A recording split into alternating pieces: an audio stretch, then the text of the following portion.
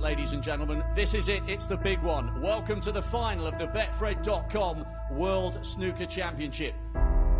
3 times a world champion. He's the current world #1. Blink and you'll miss him. It's the Rocket.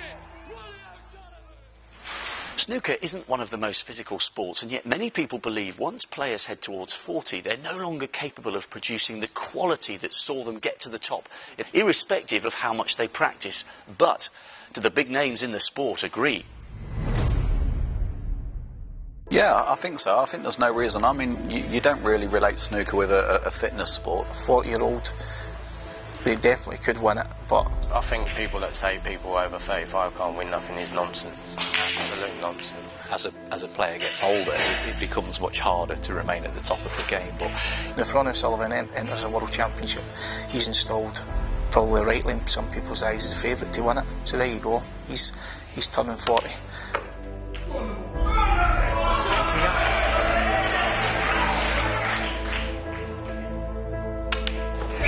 So with that 96 clearance, well, make that 89 because of the in-off. And the likes of myself, you would back as a good each-way bet, and then someone like Mark Williams, who's 40 also, 41, think he would have a chance as well if he could continue his good run going. But because the old players, the experienced players, they've got different types. They've got an A game, a B game, a C game. You've got Kyron, a young one. But the majority of the time, the players that are winning events at the moment are like in their 30s, 30 plus, mid-30s, coming on to 40s.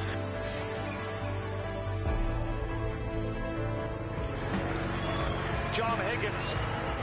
You're not just talking about any 40-year-old, you're talking about 3 players that have achieved so much.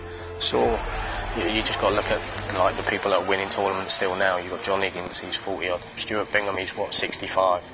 you know, look at some of the players that we've had and the great world champions. I mean, Steve Davis, he's only just retired.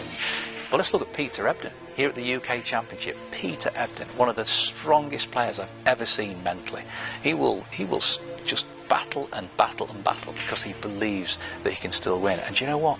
He can. So the older players have been quite clever, and they've played a more experienced style against those players, and now it's gone full circle where the older players are having a little bit more success again because they're just that little bit more experienced. Another thing is hunger. I think sometimes, obviously, depending what you've won in the game.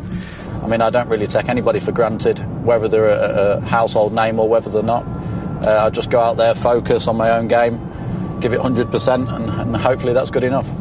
As long as you keep the hunger, your self-drive to go out and want to travel the world and compete.